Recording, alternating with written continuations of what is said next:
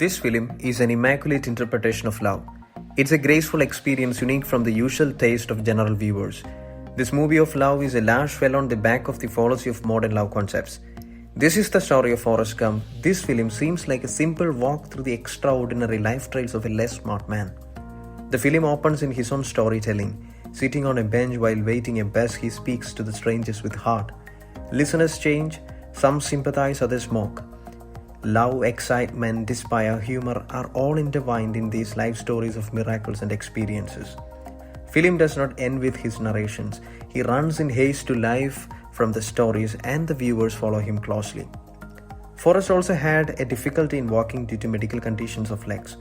He finds a friend named Jenny in the school days. Life was quite cruel to Jenny too in the form of her pervert father. Jenny and Forrest consoled each other in innocent friendship. One day we see Forrest trying hard to escape from bullies who chased him in cycles. Jenny screamed to run. He strenuous efforts to run and then a nearly miraculous healing of his legs in that attempt will give us goosebumps. A prayer of Jenny to save her from the ugly hands of her father, while Jenny and Forrest hiding among the bushes is so touching. She cries, "God, turn me into a bird so that I can fly far, far away." That scene has a sequence shot from above, as if the makers were trying to give us a perspective of God that generally believed to be someone who watches from above. Helpless God safeguarded her to a place of safety with the intervention of police. Forrest asserts in childlike innocence that from the day he was cured from the weakness of legs, if he was going somewhere, he was running. I must confess that I surely felt a desire within to run thankfully for my legs. Great miracles of life are bewitched into small and trifle things. It was the running that took Forrest into college, football team, to military, and from war to life. Bubba is a friend he got from the army. He dreamt of shrimp business, and Dan was their superior officer. The Bubba died in an attack. Forrest sets out to accomplish the dream business of Bubba to keep his promise. Later, Dan also joins him.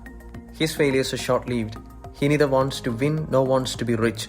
Forrest just attempts to live in utmost simplicity, and exciting victories and achievements surrender before him. He even becomes a millionaire.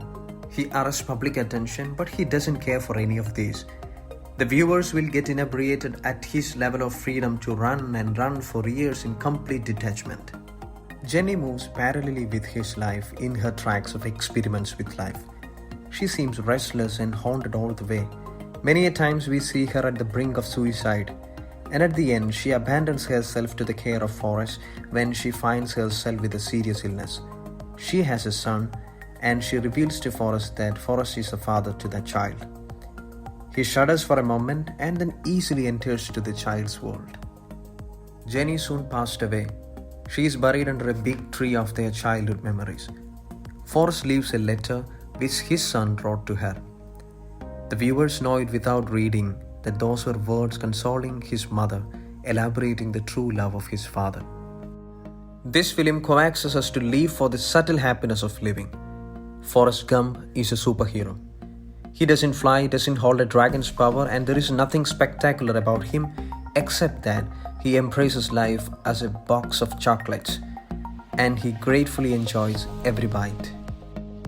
The film ends with a feather drifting slowly to the screen, and then it's passionately coming after us as a gentle touch of innocence, love, and happiness.